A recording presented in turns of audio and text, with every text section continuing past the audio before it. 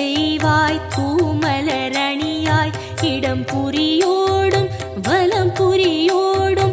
இகமதில் தோற்றம் தருவாய் அழகாய் திருமரும் கூரை ஆளும் அரசே திருவருள் புரியும் கற்பக தருவே குருவடியாக